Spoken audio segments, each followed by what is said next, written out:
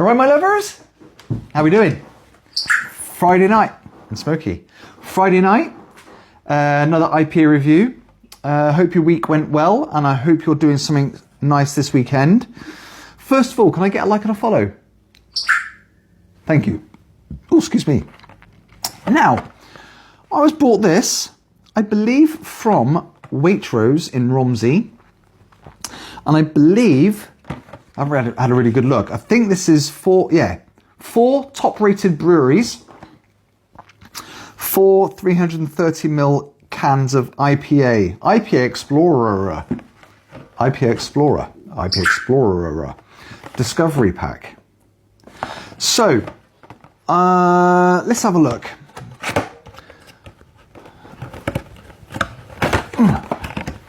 So we have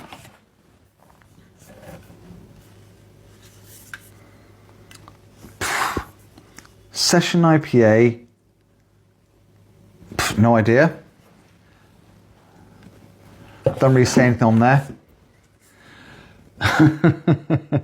Troubadour. Or Troubadour? Bit of an Asian looking one there. We've also got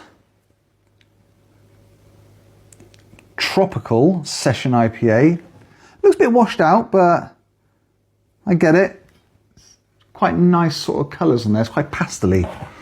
And this one is Runestone. Now, what are the volumes? 3.4, quite low. 4.5, getting better. 5.5, getting better.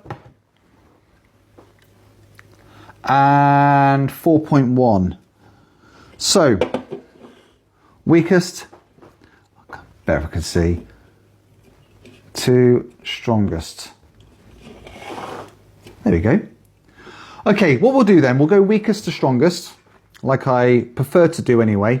So we'll put these three back in.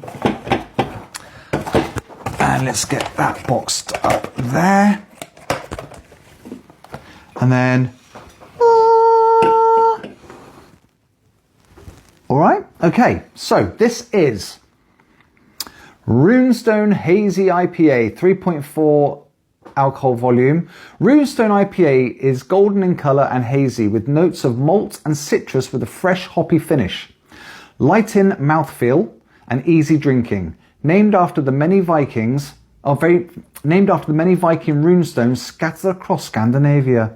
Recommended serving temperature 6 to 8. Well, I've got the fridge set to 5, so deal with that. At Aegir, we believe that great beer is best with great food. So we make a range of traditional styles while also experimenting with new and exciting ideas. We brew with passion and a penchant for small details that ensure the quality of our award-winning beers. The brewery is named for Aegir. I'm probably making the right hash of that. God of the sea from the Nordic mythology. According to Odin, he made the world's best beer. Cheers from Norway. Brewed and canned for Aegir. Is it Aegir? Aegir. Brewed in the EU. Okay. Quite a nice looking little can. I quite like that. With the Norwegian flag on it as well. Now then, anything else I need to know about? You can't have any of this, smokes. You know alcohol's bad for you. That's it. So, let's give it a smell. Hasn't been anything on there about, oh, it's got fruity this and tropical that and stone fruit and blah. It smells like an IPA. It smells good. Do you want to smell? You want to smell that one? No? Okay. Suit yourself. Small can. About half a pint. It's okay. I might have a few more of these later. Microphone's still on there. Good. Yeah, I quite like that. So, looks like an IPA. Got a little head on there. We love a little head. Hazy, not too watery and see-through. Smells like an IPA. None of this added fruitiness to it that makes you go, smells nice, let's taste it. Oh, it tastes like shit. So, yeah, I like that. Look, let's just go in for it. Let's just go in for the kill.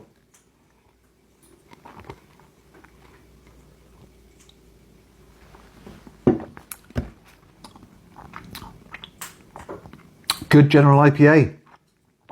Hasn't got any overly flavoursome fruitinesses or tropical this. It's just a basic, okay IPA.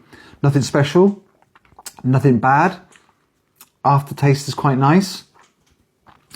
Yeah, I wouldn't say it's anything to complain about. I wouldn't say it's anything to write home about, but compared to a lot of the other IPAs that I've been trying lately, this is better. And it's not bells and whistles. It's just a general nice IPA. So, if I just get my little pad. Sup? No? Okay. So, I give, that's the chair again. I've got to change these chairs over. It does my head in. So, I give ratings. I mean, I would like to give you a bit more information about the taste of it, but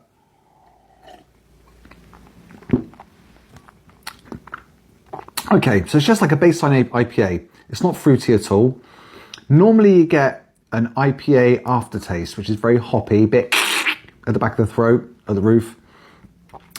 This hasn't got that, which is nice. It could be because it's quite weak as a 3.4 ABV. But yeah, I'll be honest with you, this goes down really easy, really well.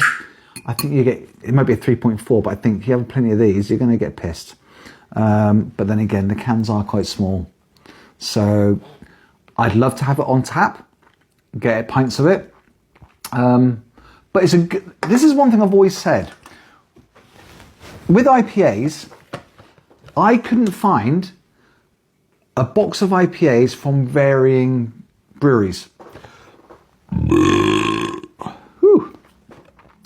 And I thought, well, of course they wouldn't, because breweries don't want to go against other breweries because their one might not be as good as the other one and all this sort of stuff.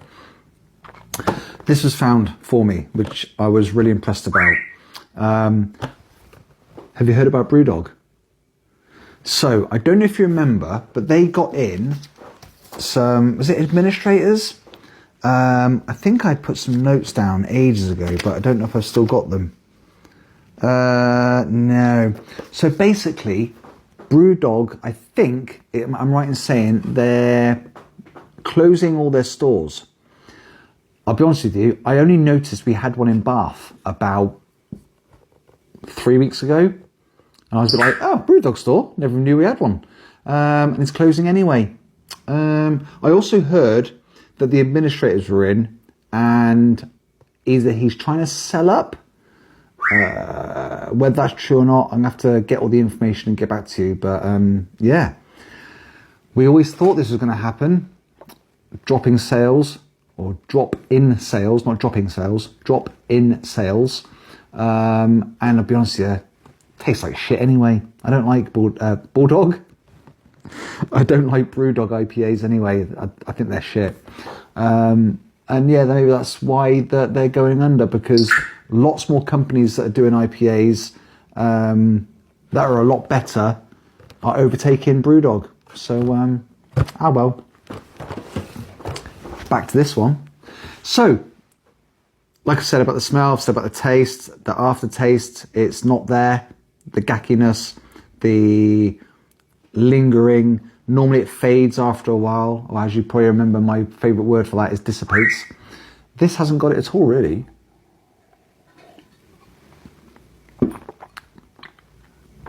Yeah, okay, so let's do a rating. 1 to 5 for smell. This just smells like a normal IPA, middle of the road. We're going to give it a 3 out of 5. 3 out of 5. That's what you're getting. 3.5. Taste out of 5.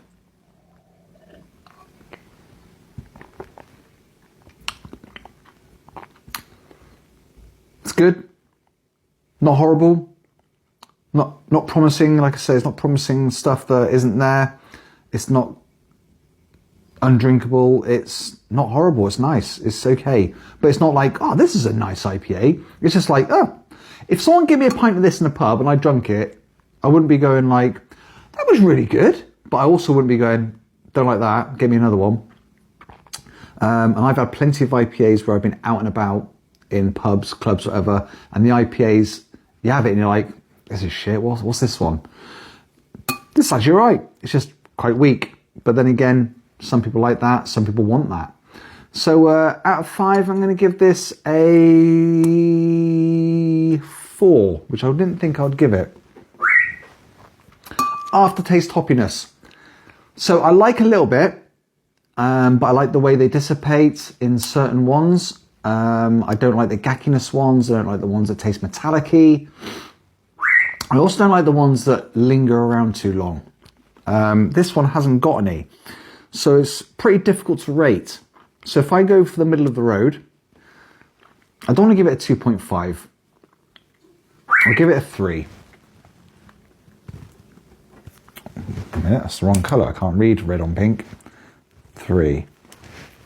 Now, I can give it a bonus point, or bonus 1, 2 or 3 points. I don't have to, but I could do, for the can. Now, that's not a bad can. I like it. It doesn't blow me away, but the more you look at it, the more you start noticing there's like dragons on there and birds and stuff. So, I give this one a 2.5. 2.5. So that's going to give me 5, 6, 10, 13 out of a possible 18, which ain't bad going. Yeah, pretty damn good. Just out of interest, does it say what other... here we go, it tells you about them. So they are completely different IPA breweries. So that one's obviously called the Runestone. Then you've got Tropical Unicorn Session. They've even got ratings on here. This one is apparently hazy, malty and citrus. Can't taste the citrus at all. And I've said before, when they say there's certain citrus, fruity or tropical and stuff like that, it's usually bullshit. It's usually a bit of a smell and then that's it, not much of the taste. Maybe I've had a hint of peach here and there and stuff, but the Tropical Unicorn is maybe fruity, balanced and bitter. Then the Troubadour, which is the Asian anime looking one. That one is apparently hazy, citrus and tropical. And the Nordley Session IPA by McKellar is meant to be citrus, hazy and bitter. So we are going to go, like I said, in alcohol volume, low to high. But yeah, I'm really impressed with this box so far. Now, the last time I got a selection of IPAs, they were all from the Froome Brewing Company. First one I had was bloody lovely. Unfortunately, the ones after that weren't so nice, which is a letdown. So I'm a little bit cautious, but I'm hopeful that the rest of these are going to be good because these have been specially selected due to their ratings. 4 stars, 4 stars. 4 stars, 4 stars. So, yeah, impressive. What's the time? Tell what I'm going to do. I'm going to finish this. I'm going to have a takeaway tonight. I'm probably going to have a Chinese. So, if after that Chinese, I'm up for having another one, I will do another one tonight. I'm conscious that I am working tomorrow. Don't remember what time I'm working. It'll only be for a couple of hours, so I could have a couple of these. But you're probably out having a few beers or partying anyway, so fair play. Great. In the meantime, enjoy what you're doing. I'll speak to you later, and yeah, enjoy. Peace.